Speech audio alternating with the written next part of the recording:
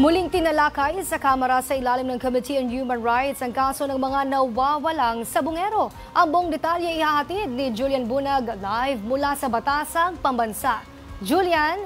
Princess, mula sa 52,000 na illegal na sites ng e-sabong, 43,000 o higit 43,000 na ang naipasara ng DICT mula noong 2023 hanggang ngayong taon. Kinwestiyon ng Committee on Human Rights ang nagpapatuloy na operasyon ng mga e-sabong sa bansa sa kabila ng pagsususpende rito noon pang 2022. Giit ni Pasig Lone District Representative Roman Romulo, bakit nakakalusot pa rin ang mga ito kung mabilis namang naire-report sa Department of Information and Communications Technology? Sabi ninyo, nasara ninyo 52,000, ongoing, mabilis sila makaset up, pero mabilis rin nyo natatrack at mabilis nyo napapababa. Tama po ba yun? That's correct po, Mr. Chair. So theoretically, wala nang nakatayo na online e-sabong, wala na.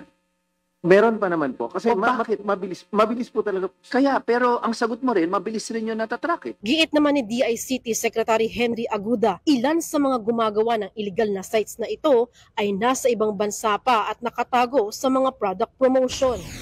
Yung iba po kasi, ang pangalan nila hindi isabong xxx.com. Minsan, pinapangalanan nila na candy, that's something. So, minsan po, magbabago sila ng pangalan, hindi pa namin alam kung isabong siya.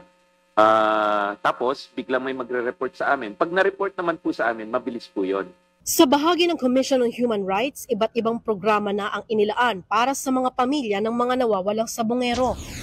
We also granted financial assistance because this is actually one of the programs of the Commission on Human Rights.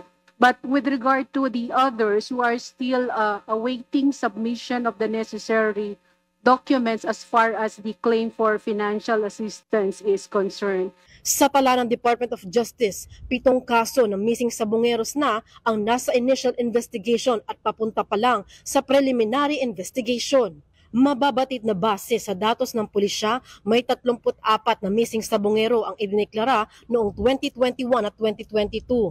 Naniniwala si Chairperson at Manila 6th District Representative Bienvenido Abante Jr. na ang pagkadili ng hustisya para sa mga nawawalang sabongero ay maituturing na injustice. Ilang araw pinag-usapan sa dyaryo to. Tapos bigla nawala.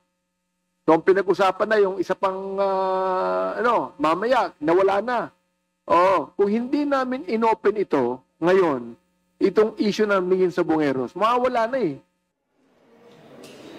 Princess, base nga sa tala ng forensic, wala pang nagmamatch na buto ng mga missing sabongero mula doon sa nakuhang remains ng PCG sa Taal Lake. At yan lamang muna ang pinakahuling update mula rito sa Kamara para sa totoong balita sa Bagong Pilipinas.